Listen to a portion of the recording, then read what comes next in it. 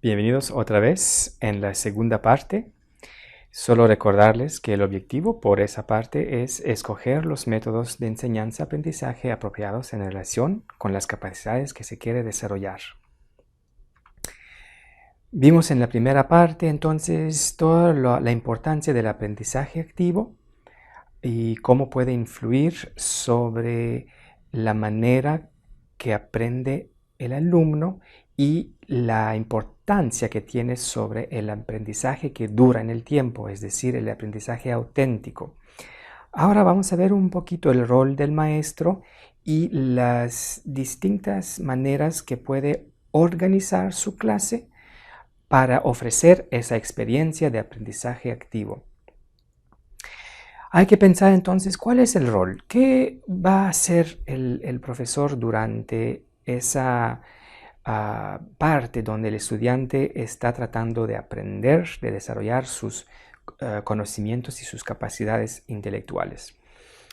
Con esas imágenes podemos ver que el rol puede ser uno que está al lado del estudiante, dándole todas las condiciones propicias, para que pueda crecer en sus conocimientos y sus capacidades.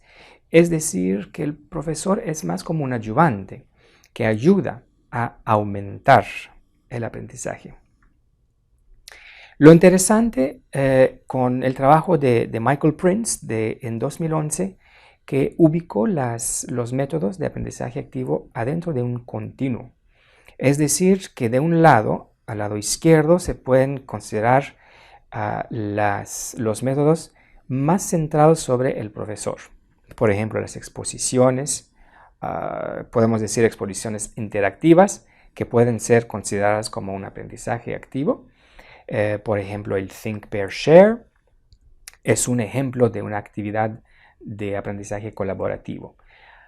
Del otro lado del continuo están los métodos centrados sobre el alumno, es decir, que es el alumno que tiene casi todo el espacio, todo el tiempo y que es él que está haciendo la actividad durante la clase.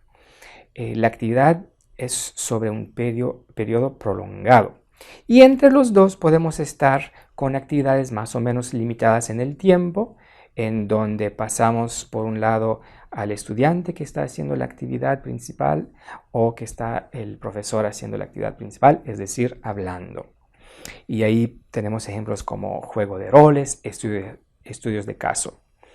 Y bueno, el ABP cuadrado, ¿por qué cuadrado? El ABP es el aprendizaje basado sobre problemas o sobre proyectos, uno o el otro, considerado como un método de aprendizaje activo.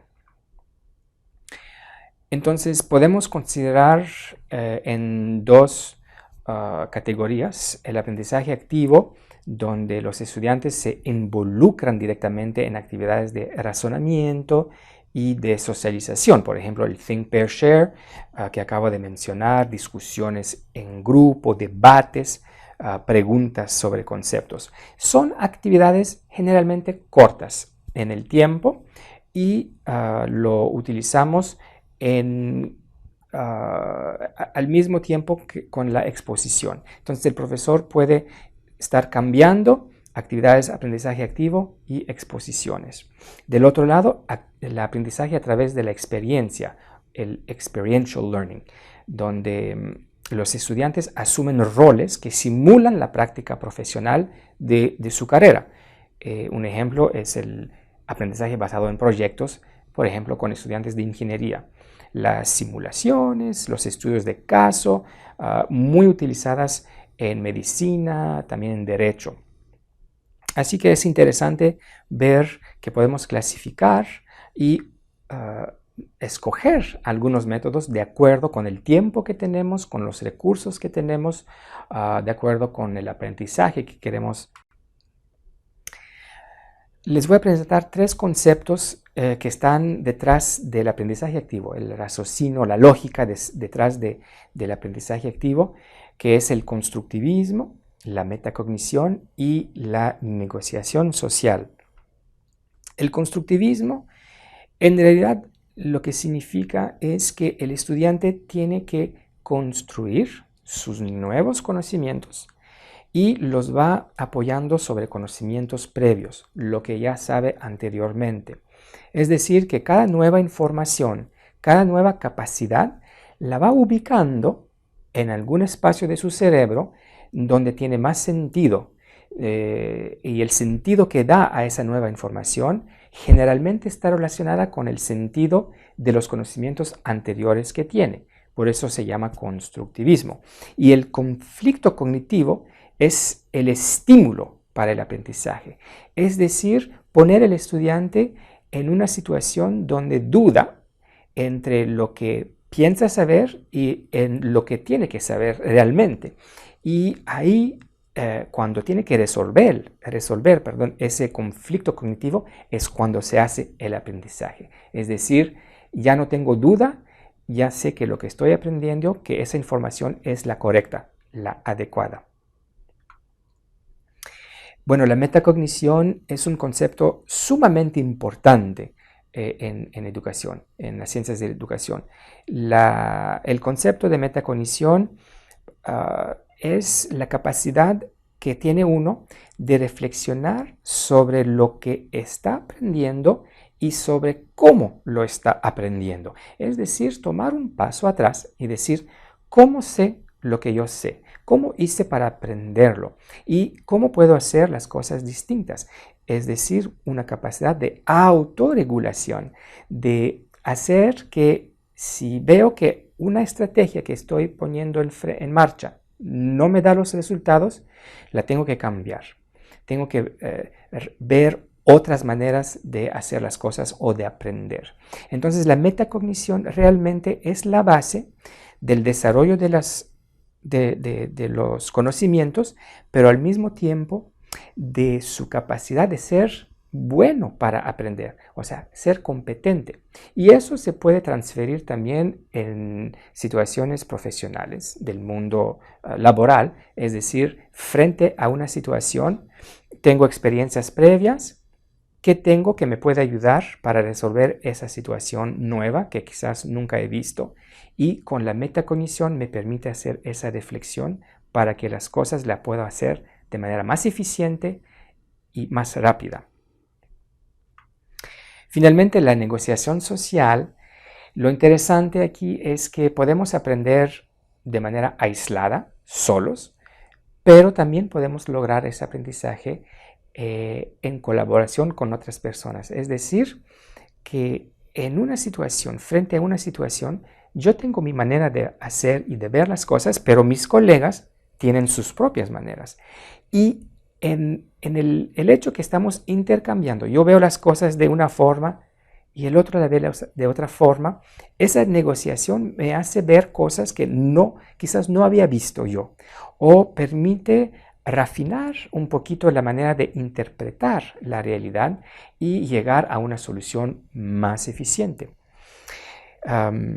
Y dicen que el aprendizaje basado en problemas o en proyectos promueve la colaboración, cuya promueve un aprendizaje más auténtico. Entonces es interesante el concepto de negociación social adentro del esquema del aprendizaje activo.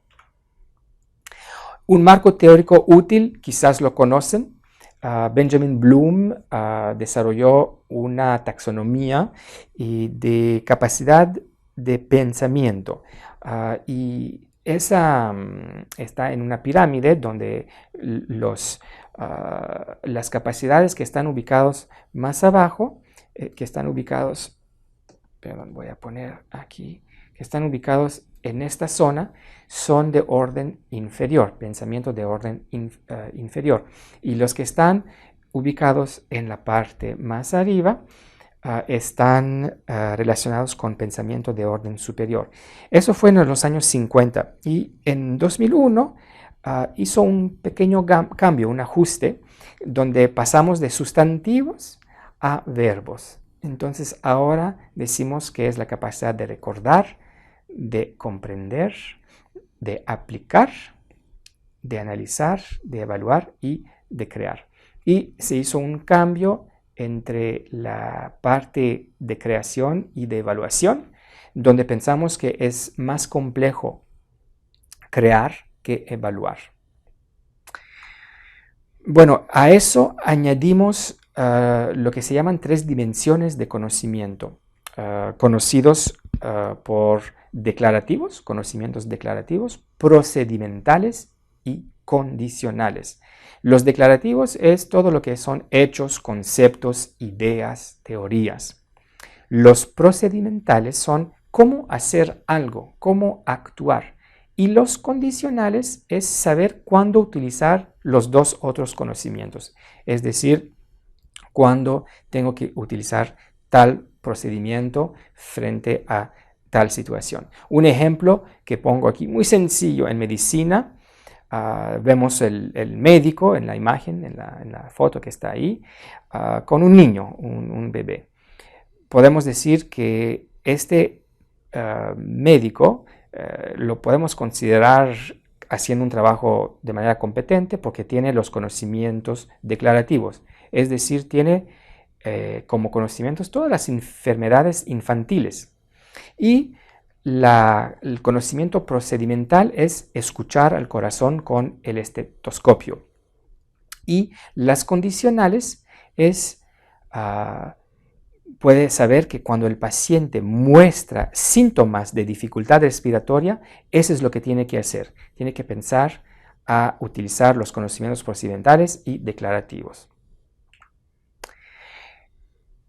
Otra manera entonces de ver esos dos elementos. De una parte tenemos la taxonomía de Bloom, en el dominio cognitivo y aquí arriba las dimensiones de conocimiento. Entonces, en esa matriz podemos ver con un ejemplo, aquí tomé un ejemplo con puentes en ingeniería civil. Entonces, si pedimos que los estudiantes trabajan al nivel recordar y quiero verificar sus conocimientos declarativos, le puedo decir, me pueden hacer el listado de todos los diseños de puente conocidos. Y ahí me van a enseñar que ya hicieron el aprendizaje. Y si quiero que me muestran, por ejemplo, su capacidad de crear, y estoy hablando de conocimientos procedimentales, les voy a decir, me pueden preparar el flujo de trabajo para la construcción de este puente. Son ejemplos aquí que ilustran un poquito la combinación entre la taxonomía de Bloom con las dimensiones cognitivas y las dimensiones de conocimiento que acabamos de ver. Y voy a terminar un poquito con esa idea que Biggs propuso hace unos años con la alineación constructiva, porque tiene un impacto directo sobre mis opciones, sobre lo que tengo que escoger como métodos de enseñanza.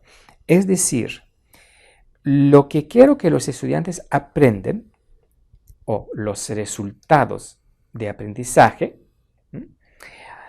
tengo que alinear cómo los voy a evaluar y si quiero verificar que realmente hicieron esos aprendizajes, los tengo que ayudar con actividades de enseñanza y de aprendizaje adecuadas. Entonces, ese alineamiento entre esos 3 conceptos, es sumamente importante. ¿Qué es lo que quiero que los estudiantes sepan? O para decirlo en otras palabras, saber hacia dónde vamos, saber cómo llegar y determinar si hemos llegado y hasta dónde hemos llegado. Entonces, esa relación, esa coherencia entre lo que quiero que los estudiantes hagan como aprendizaje al terminar el semestre, cómo les voy a ayudar y cómo los voy a verificar, cómo los voy a evaluar. Voy a terminar entonces con esas conclusiones que el aprendizaje auténtico, donde el estudiante es más activo, reflexivo y cooperativo, y pensar en la alineación constructiva entre los resultados de aprendizaje, los métodos de enseñanza y aprendizaje y los métodos de evaluación que me permite verificar la coherencia de todo eso. Muchas gracias.